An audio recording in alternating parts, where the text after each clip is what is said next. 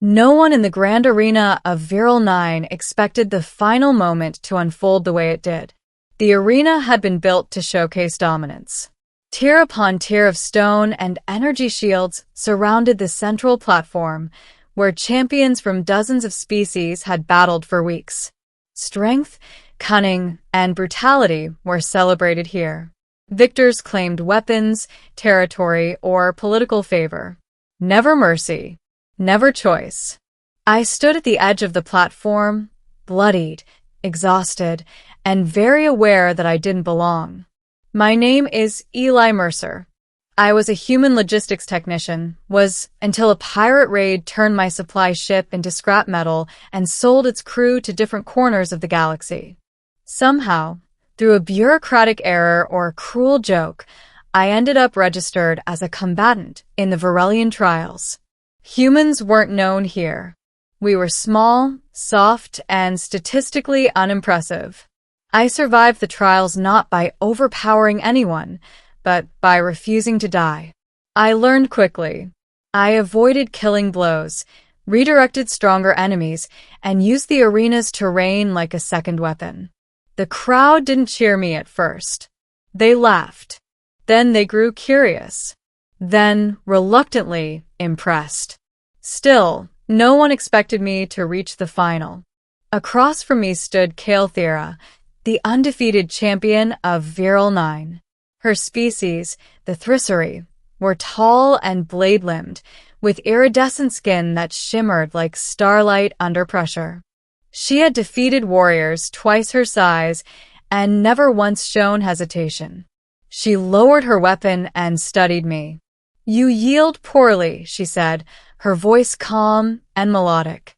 "I don't," I replied, steadying myself. "I just adapt." That earned a ripple of laughter from the crowd. The final clash lasted less than a minute. Galactic disarmed me easily. I went down hard, ribs screaming in protest. The arena fell silent as she raised her blade above me, tradition demanding a clean execution. I looked up at her and said the only honest thing left in me. "Do it. But know this, if I were you, I'd choose better games." Her blade stopped.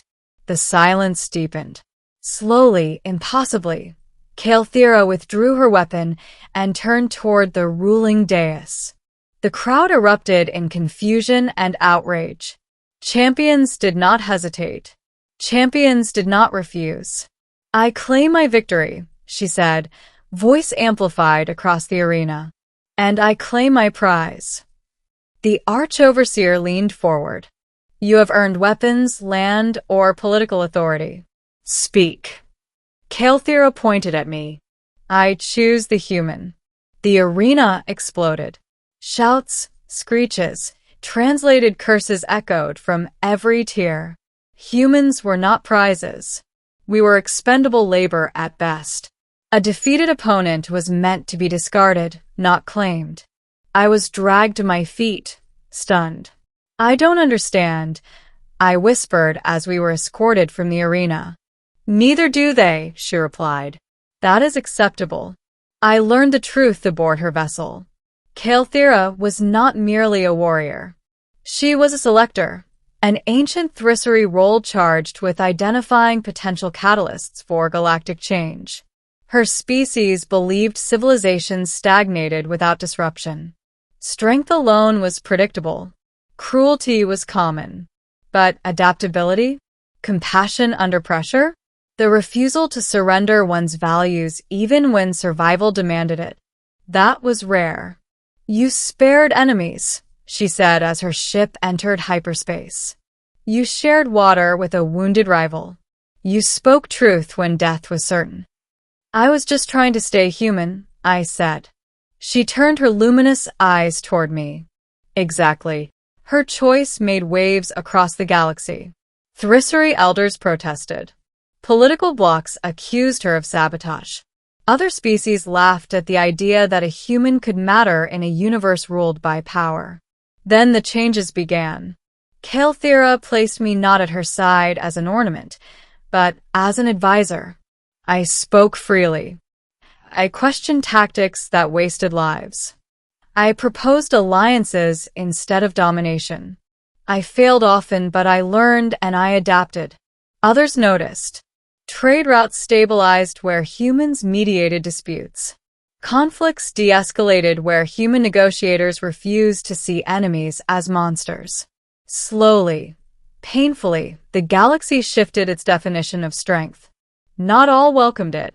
An assassination attempt nearly killed us both. As alarms screamed and smoke filled the chamber, Kalthira shielded me with her own body. "You could have chosen anyone," I said afterward, hands shaking as I treated her wounds. "A strategist, a ruler, a general." She smiled faintly. "They would have reinforced what already exists. And me. You remind the galaxy what it forgot." Years later, standing before a new assembly of worlds, Kalthira spoke words that would be remembered long after both our species faded into myth. "Power conquers," she said, "but humanity changes." I stood beside her, no longer a prisoner or prize, but proof. The alien woman had chosen a human not because we were the strongest or the smartest or the deadliest, but because when everything demanded we become monsters, we chose not to. And the galaxy was never the same again.